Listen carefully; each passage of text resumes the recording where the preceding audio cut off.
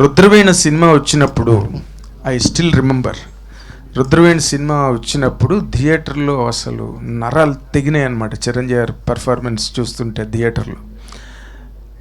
ఈ సినిమాకి ఒక అంటే పీపుల్స్ రివార్డ్స్తో పాటు దీనికి ఒక నేషనల్ అవార్డు వచ్చి చిరంజీవి గారి పేరు, చిరంజీవి గారి ఇమేజ్ అక్కడ నేషనల్ లెవెల్లో ఎగిరితే ఎంత బాగుంటుంది అని డ్రీమ్ చేసిన వాళ్ళల్లో those days I was one of them. ఆ రోజున హనీ హౌస్లో ప్రెస్ మీట్ జరిగింది. రుద్రవీణికి ఉత్తమ ప్రాంతీయ చిత్రం సంథింగ్ లైక్ దట్, ఉత్తమ చిత్రం మెడ్రాస్ హనీ హౌస్లో ప్రెస్ మీట్ అయ్యింది. We all participated in that. అలాంటి మూమెంట్ లాగా అనిపించింది ఈరోజు నాకు. ఎందుకంటే సినిమా, తెలుగు సినిమా అనే దానికి ఓ నిర్వచనాలు మారిపోతున్నాయి, దానికి సంబంధించిన వర్ణనలు, descriptions, everything is getting change drastically. అలాంటి టైంలో ఒక లవ్ స్టోరీ పెట్టుకుని, అంటే అప్పటికి పెద్ద హిట్లు సక్సెస్ లేని టీముని పెట్టుకుని, the way you presented the film right from the day one I was telling, ఇదే ప్రసాద్ ల్యాబ్లోనే స్టార్ట్ అయింది. అండ్ రియల్లీ మాకు మీడియాగా మాకేంటంటే, మేము అన్నిటినీ కవర్ చేస్తుంటాం, అందరి గురించి రాస్తుంటాం, అందరి గురించి చెప్తుంటాం. బట్ అన్నీ అయిపోయిన తర్వాత మేము చేసిన దానికి మీ టీముల దగ్గర నుంచి మాకు కూడా కొంచెం గౌరవం మిగిలి, మంచి సినిమా గురించి చెప్పారురా వీళ్ళు, మంచి సినిమా గురించి రాశారురా వీళ్ళు అనే గౌరవాన్ని మీరు మాకు మిగిల్చారు చూడండి. For that we are so much indebted to you. And Sai Rajesh, your screenplay has been outstanding and stunning. ఆ అమ్మాయి గురించి భయపడి నేను హారర్ సినిమా చూసినట్టుగా థియేటర్ బయటికి పారిపోతే మా సురేష్ మళ్ళీ లోపలికి తీసుకొచ్చి కూర్చోబెట్టాడు. This was such a thunderous success and every audience has really appreciated all of your work. నీ జీనియస్ ఇంకా ఇలాంటి సినిమాలు క్రియేట్ చేయడానికి, గొప్ప కంటెంట్ని అందించడానికి నీకు ఉపయోగపడాలని మా మీడియా అందరి తరఫున కోరుకుంటున్నాను. All the very best. And thank you sir. నాకు మీరు చెప్తుంటే నాకు ఆ ఇన్సిడెంట్ గుర్తొస్తుంది సార్. యాక్చువల్లీ ప్రేమిస్తున్న సీన్ జరుగుతుంది ప్రసాద్ ల్యాబ్లో ప్రీమియర్లో. నేను ఎక్స్పెక్ట్ చేసింది జనాలు అరుస్తుంటారో లేకపోతే పెద్ద ఇది జరుగుతుంది, చాలా పిన్ డ్రాప్ సైలెన్స్ జరుగుతుంది. ఎస్కేఎన్ డిసప్పాయింట్ అయిపోయాడు, అక్కడ కూర్చోన్నాడు. నాకు ఏం అర్థం కావట్లేదు, ఏంటి ఇంత కామ్గా సినిమా చూస్తున్నారు. ప్రేమిస్తున్న సాంగ్ జరుగుతుంది. నాగేంద్ర గారు స్క్రీన్ 3లోంచి ఇలా డోర్ ఓపెన్ చేసుకొని బయటకు వచ్చేసారు. ఆయనకి చాలా చాలా చండాలమైన సినిమా అనిపించిందేమో అన్న ఒక ఫీలింగ్లో వెళ్తే ఆయన రియాక్షన్, లోపలికి వెళ్ళాలంటే భయం వేస్తుంది నాకు, సినిమా లోపలికి వెళ్ళాలంటే అన్నారు. గుర్తుందా సార్ మీకు? 100% గుర్తుంది. నాకు లోపలికి వెళ్ళి చూడాలంటే భయం వేస్తుంది, తర్వాత ఏం జరుగుతుందో అని. ఈ అమ్మాయిని చూసి భయం పట్టుకుంది. అదే మీరు నాకు తెలిసి వైష్ణవ్ గురించి చాలా మంచి కాంప్లిమెంట్ ఇచ్చారు. అప్పుడు ఆవిడ లేదు, ఒక్కసారి ఆ సీన్ రికలెక్ట్ చేసుకోవాలనిపిస్తుంది.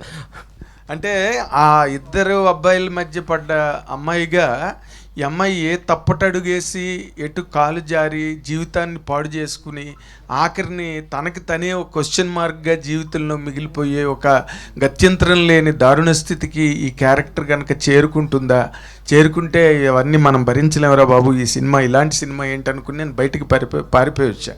బట్ ఆ అమ్మాయి ఇచ్చిన పెర్ఫార్మెన్సు అండ్ ఆనంద్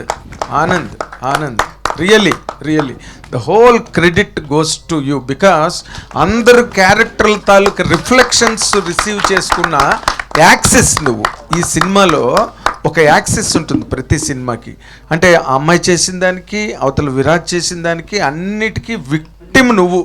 ఆ విక్టిమ్ క్యారెక్టర్ని అంత విక్టోరియస్గా చేసావు చూడు. విక్టిమ్ క్యారెక్టర్స్ విక్టోరియస్గా బయటికి రావడం అన్నది 100%. ఆ అమ్మాయి నిజంగా అలాంటి సినిమా చేసినందుకు, అలాంటి క్యారెక్టర్ చేయడానికి నువ్వు ఒప్పుకున్నందుకు మా SKN of course is capable of convincing people to any extent. తనకు ఆ మాట చాతుర్యం ఉన్నది. అండ్ అన్ని తను చక్కగా పూల రెక్కలు తేనె చుక్కలు అని చెప్పి ఒప్పించేయగలడు. కాబట్టి బట్ నువ్వు కూడా ఒప్పుకుని అలాంటి క్యారెక్టర్ చేయడానికి ముందుకు వచ్చినందుకు you have set a standard to the roles of a heroine in the films. That for that. And Rohit, and I appreciate you for that. ఎందుకంటే అసలు మా బాలుగా హరిహరన్కి వచ్చిన 10 ఏళ్ళకి పద్మశ్రీ వచ్చింది బాలు గారికి. అలాంటి డిస్క్రిమినేషన్ మనకి నార్త్లో చాలా ఉంది, బట్ చాలా యంగర్ ఏజ్లో కొడేసాం నేషనల్ నెట్వర్క్లోని.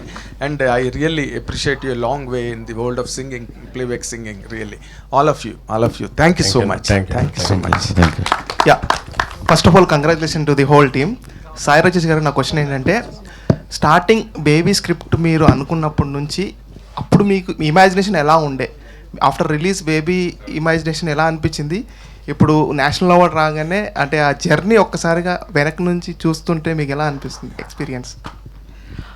అంటే కథ రాసుకున్నప్పుడు నేను మారుతి గారి స్కూల్లో ఒక ఎంటర్టైన్మెంట్ వేలో అలా ఆ మోడ్లో వెళ్ళి అక్కడక్కడ హార్ట్ టచింగ్ మూమెంట్స్ పెట్టుకొని, బస్ స్టాప్ ఆయన ఎలా తీశారో, ఈ రోజుల్లో ఎలా తీశారో ఆ టైప్లో స్క్రీన్ ప్లే మొదలెట్టుకున్నాను. తర్వాత దానివల్ల నాకు ఏ యూజ్ లేదు, నా కెరియర్కి ఏం యూజ్ లేదు అనుకొని దెన్ ఆ పాయింట్స్ రాసుకున్నా.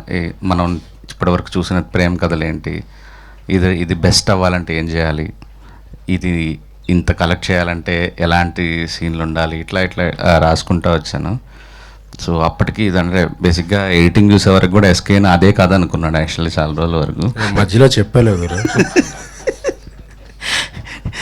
సో ఇప్పుడు చూసుకుంటే నాకు చాలా హ్యాపీ ఉంటుంది సార్. అంటే నా సినిమా నేనే 10 సార్లు 20 సార్లు చూసుకుంటూ ఉంటా, ఇప్పుడు మురిసిపోతుంటా అట్లా, అరే మంచి సినిమా తీసాను, మనకు సినిమా తీయడం కూడా వచ్చాను ఇట్లా. But you have a great అంటే ఎక్స్పీరియన్స్, గ్రేట్ ఫ్రెండ్స్ ఉన్నారు మీకు. సో మన ఎస్కేన్ గారు కావచ్చు, ధీరజ్ గారు కావచ్చు, అంటే ఈ సపోర్ట్ అనేది చాలా స్ట్రాంగ్గా నిలబడింది అంటే మూవీకి. సో మీరేం చెప్తారు మీ ఫ్రెండ్షిప్ బాండ్ గురించి? ఫ్రెండ్షిప్ డే కూడా వేసుకోవాలి బిట్ అలా చెప్పిన. సాయి రాజేష్ గారు, సార్